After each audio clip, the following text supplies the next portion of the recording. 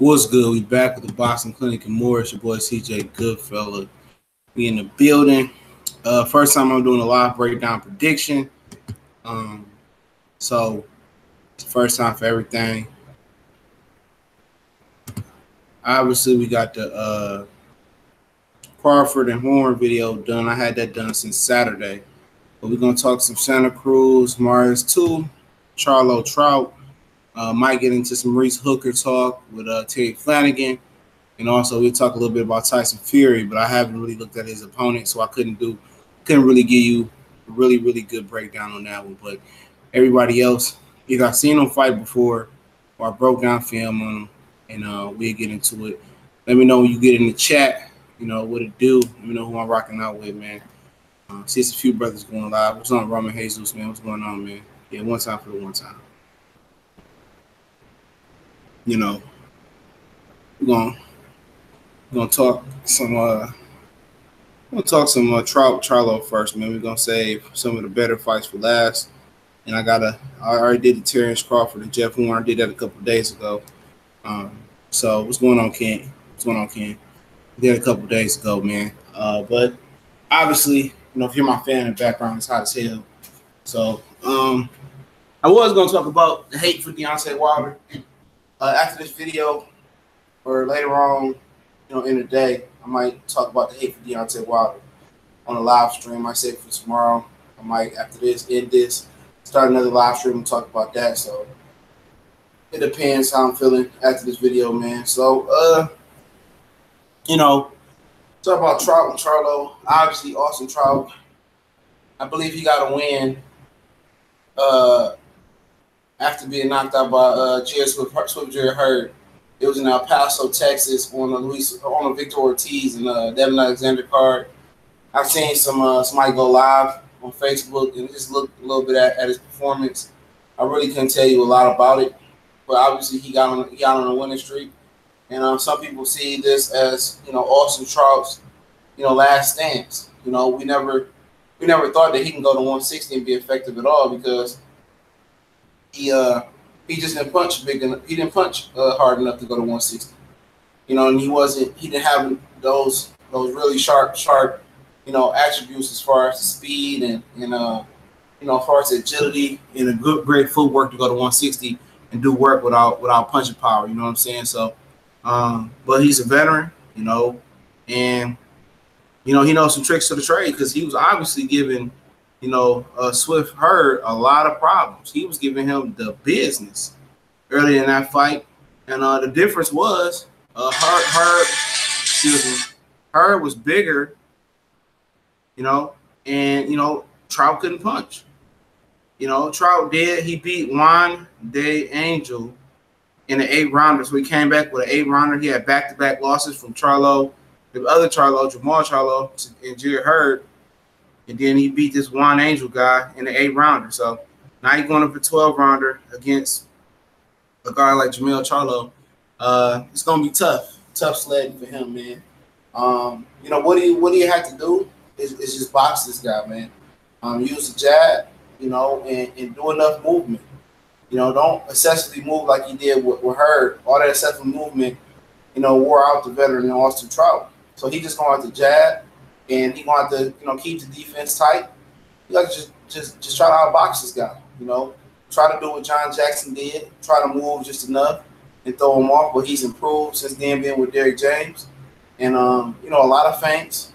Some body work as well. But it's not too many ways he can win this fight, man. He going to have to box way better than he did with Miguel Cotto. He going to have to box way better than he did with Canelo. And both of those nights he boxed pretty good.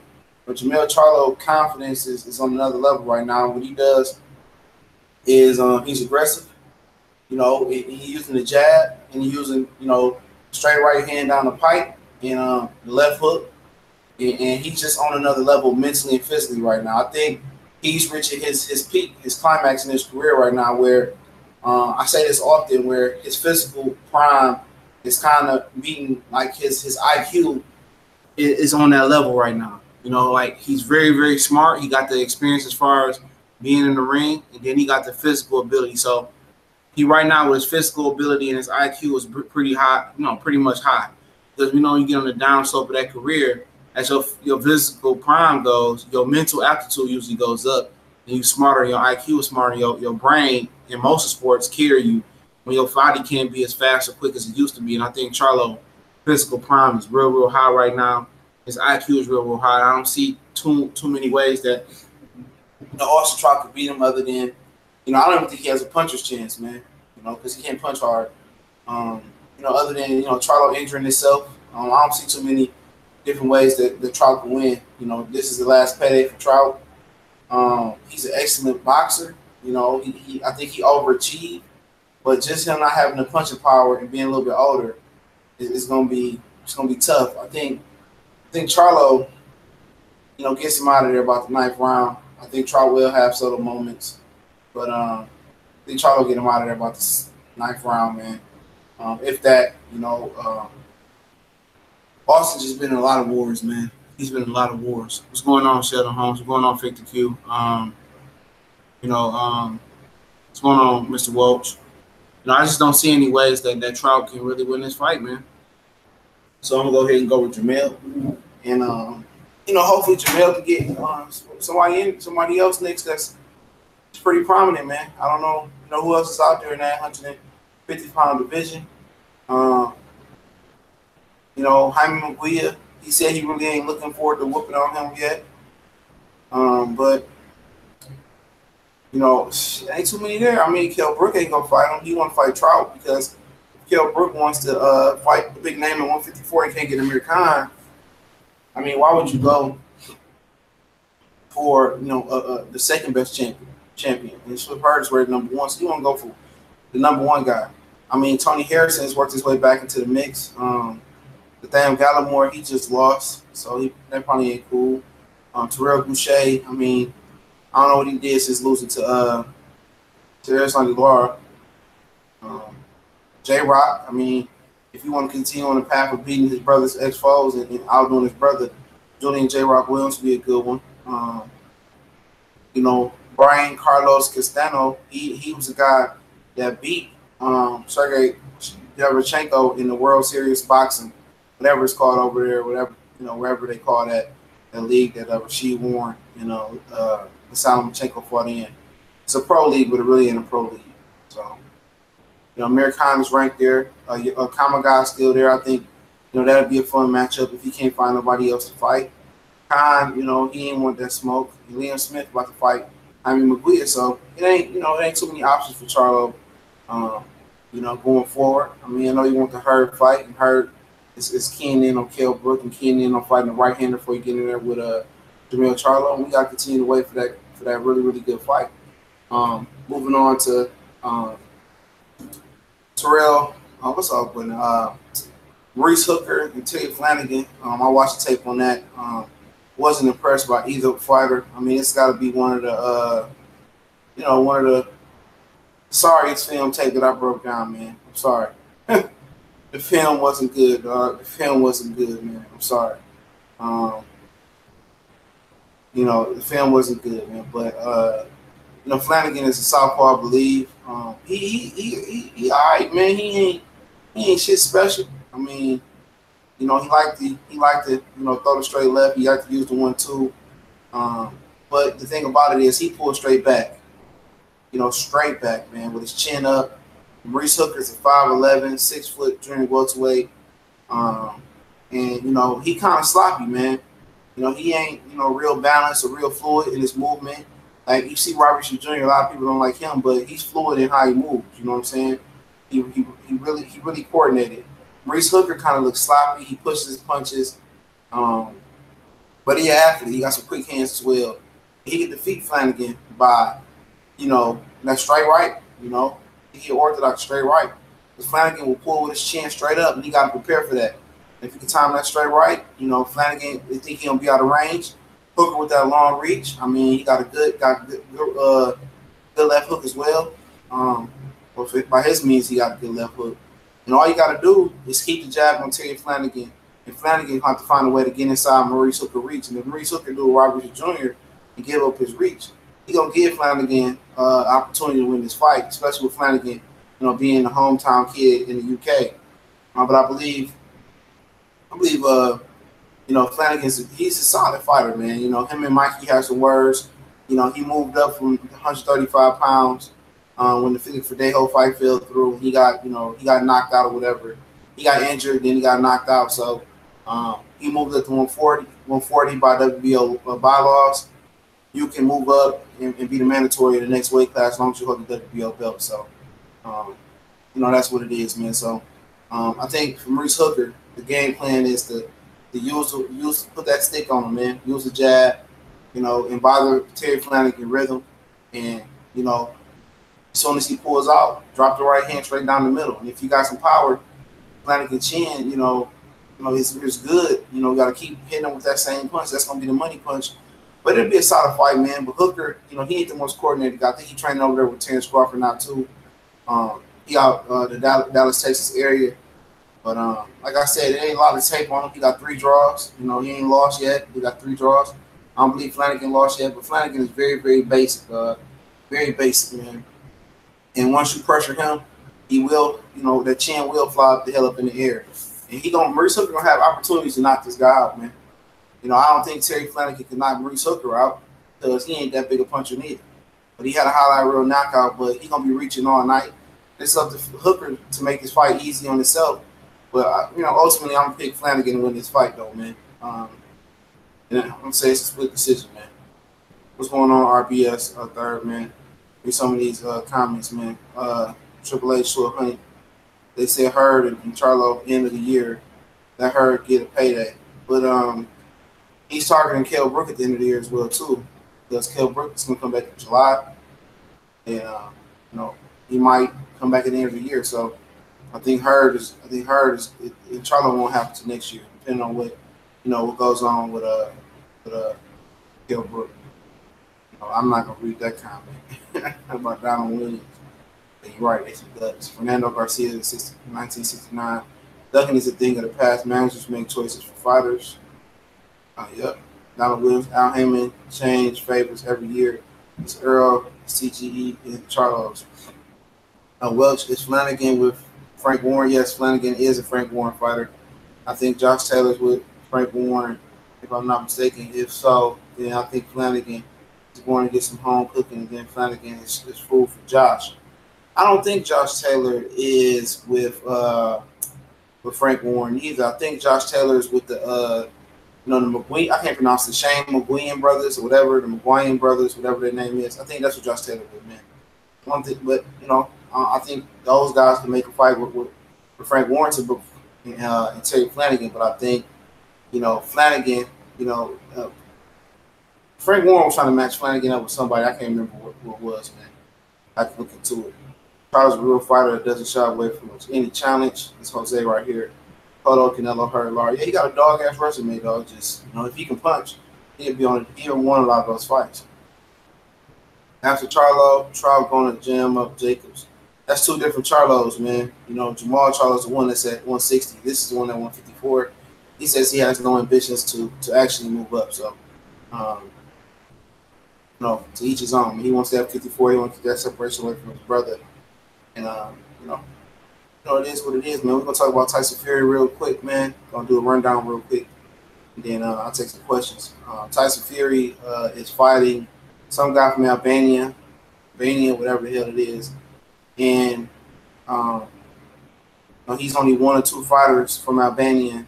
It's only 2 fighters, as professional fighters there. And it's him and his brother, man. And, Fury just trying to get some rounds. He's not even a co-feature. He's listed as the 3rd fight on the card, so it will be televised on PTS Sports. And he talked a lot of shit, man. He talked a lot of cash shit. Talking, about coming back to he can beat Joshua like at 40 stone or some shit like that. He could beat this guy, that guy. And the guy that he's fighting is Seferin. He's the guy that lost once.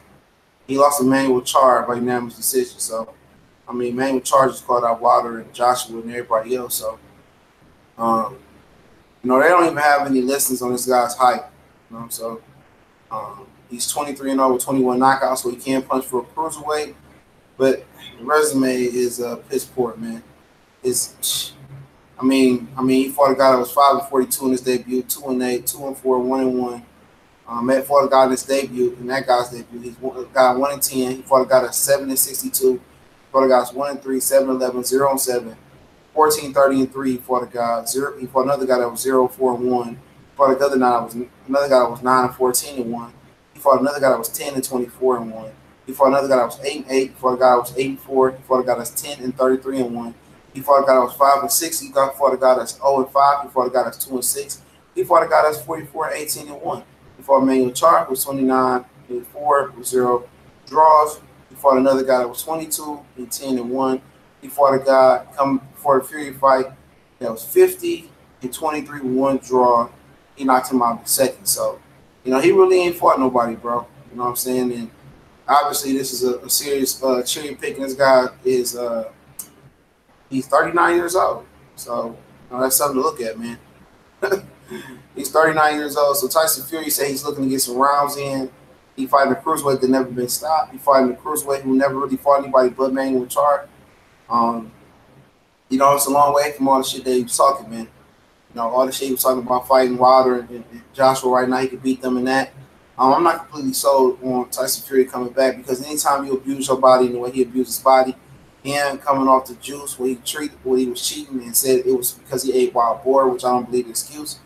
You know, it's gonna be, you know, it's gonna be interesting to see, you know, what type of ability he brings back into the ring, what type of flexibility. It's just fast switch muscle still there, it's a movement still there, it's a coordination still there. It's a very, very dangerous line for him, man. And he had to take a cherry pick opponent.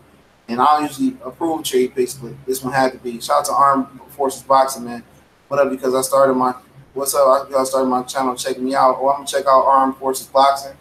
Y'all go show the brother support, subscribe. Even if you don't know him, see what he brings to the table. And I'm definitely gonna look out for him. And shout out to Mr. DX Factor 87. He started his channel as well, doing some good content.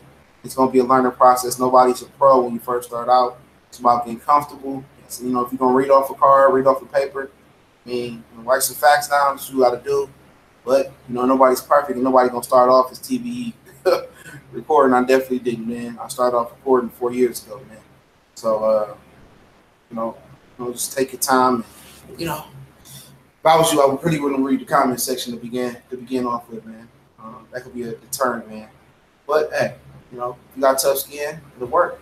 What did Triple H say, man? He was on the Jose. CJ was selling wolf tickets on J-Rock last opponent. Try a better fighter. On J-Rock, I like Nathaniel Gallimore, man. Gallimore was a good fighter. J-Rock just beat him. You know, Gallimore can fight, man. You know, that's it. You know, it was better than Trout last opponent. Now, come on now.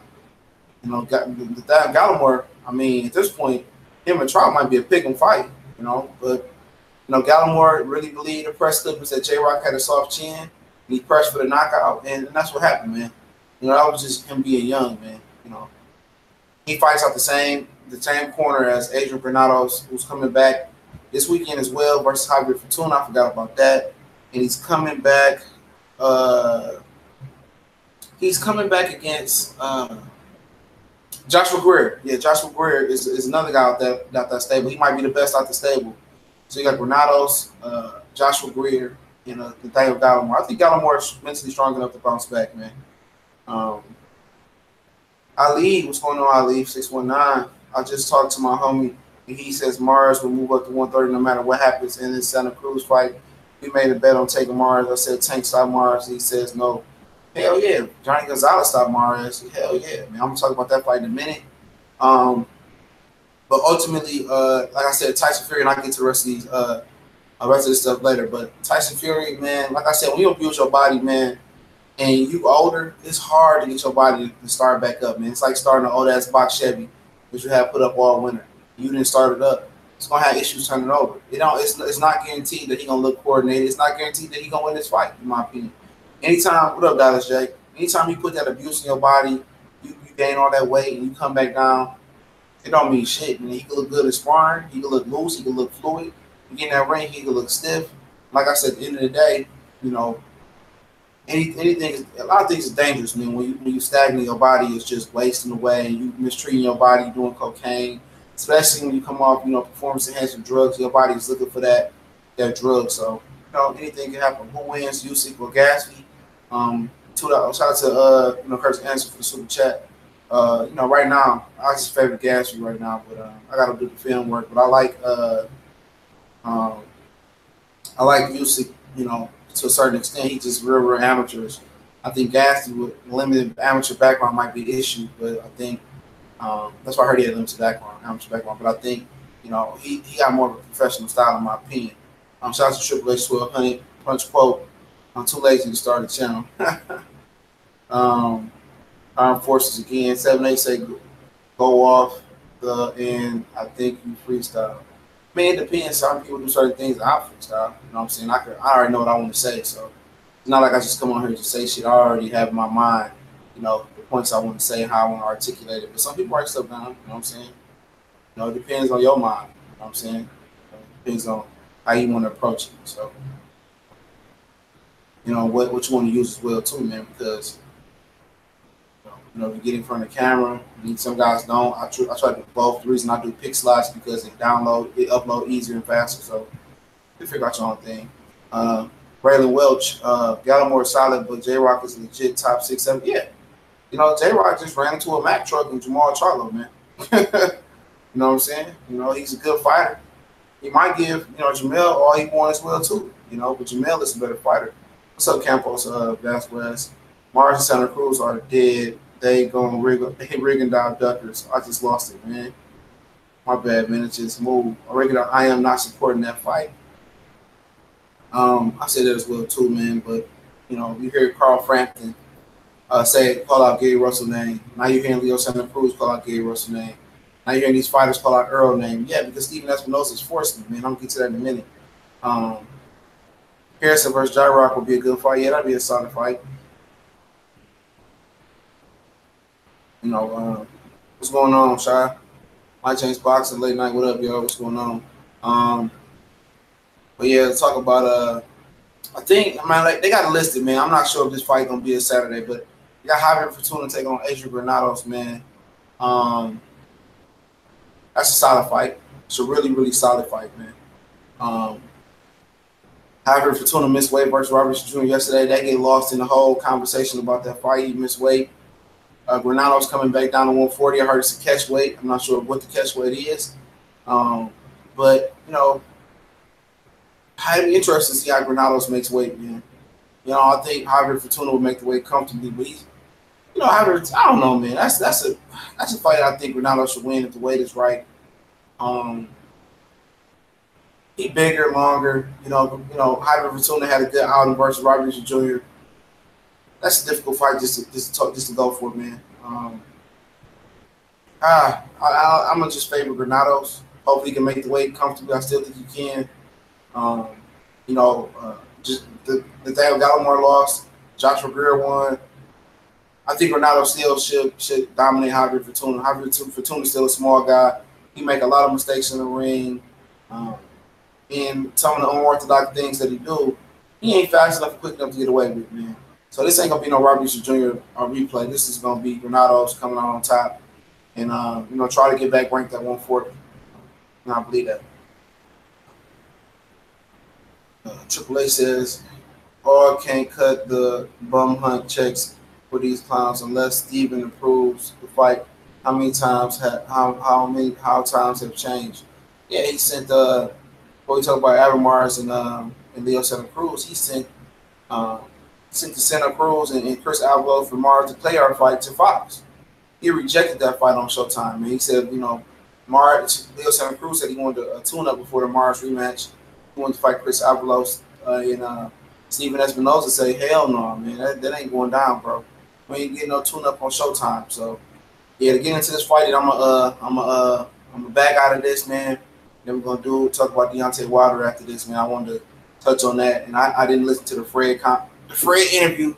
Hopefully I get around and listen to it, but we're gonna just talk about some things that I heard about that and get my point of view on that. So, talking about Mares and Cruz, man. I watched the first fight. It was on ESPN. It was a solid fight, man. I'm not gonna lie, man.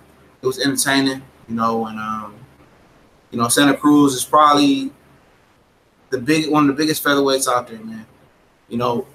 People talk about weight bullies, man. People that believe in that type of stuff, which I don't. But Santa Cruz is a big kid, man. He's long. He's got to be Adrian Broner in the amateurs. Abner Mars is a guy that got knocked out by Johnny Gonzalez moving up. I think he moved up too fast, too quick. I think he was out of his scope of support when he fought Johnny Gonzalez.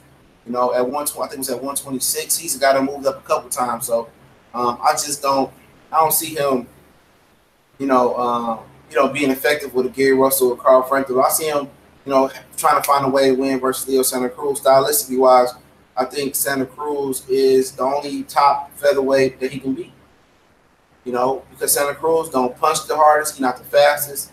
He throw a lot of punches, but he ain't knocked nobody out for real in a long time. So, but for Mares, I think he got an opportunity. But at the end of the day, I think Leo Santa Cruz is a way better fighter, man. Punches are long, they're sharp, they snap. He's a well-schooled fighter. He can box, as he showed it versus Carl Frampton. And he can move a little bit, man. He can come forward and make it a war as well. I think he's going to box Mares this time. I think he's going to outpoint him, man, not to get too technical about the situation, because I really just don't really care for the fight, honestly. I'm going to watch it, just because, but I definitely be paying attention to Bud Crawford and Horn. And like I said, I'm going to drop that prediction later in the day. But Leo's, at the end of the day, I know he dug Rickendow, and I've been his biggest, detractor, hater, if people want to say it that way, because of the Rickendow situation. Him, Frampton, Cruz, Quigg, all them guys, man. They ducked that man, and they really froze him out, and they were scared. So at the end of the day, I really don't really care, but I think Santa Cruz going to win the unanimous decision again. If Mars will at the 130, he's definitely fooled for Tank, man. He gonna get knocked out by Tank, just as Clayar did, man. Clayar had been knocked out before, and Mars had, what I'm saying? And he can move up if you want to, man. Santa Cruz can move up and get it too. It doesn't really matter. June 9th is a hell of a day for boxing, man. It's a good day. Boxing. So to wrap it up real quick, and we're gonna start another live after this, talking about Deontay Wilder. I got Flanagan, by a nice, bid-sized unanimous decision. I got Leo Santa Cruz by unanimous decision over Abner Mares. I don't have any opinion on or pick on Tyson Fury coming back because I don't know the opponent that he's fighting. I got Jermell Charlo by 9th round knockout. I got Granados knocking out Javier Fortuna in the 10th. I think if it goes that long. So those are the picks. And we're going to come back and Fred did a good job, man. He's a good interviewer, man. Everybody can't be a good interviewer, man. Everybody asks fanboy questions. I really don't care to get interviews. I've done a couple in the past. But honestly, I'm not into interviewing fighters, man. I'm probably going to do some local shows. Probably be at the Clarissa Shield fight. And then we got another local show at the casino. I've got some press passes too. So, somebody asked me to come out and cover that one, so I will. I'm a promoter, so, just get some experience, talk to some of the local fighters. I post some content on here, and see how I do as an interview. It won't be my first one, so I really don't make no difference. I know the questions I want to ask, and if they want to answer them, they can answer them. If not, they're not. You got to ask the tough questions to get, the best content. So eventually, maybe, down the road, I, get some interviews or something like that. But like I said, I'm about to kill this live real quick, and then we're going to start back up and talk about Deontay Wilder real quick. So we're going to be right back.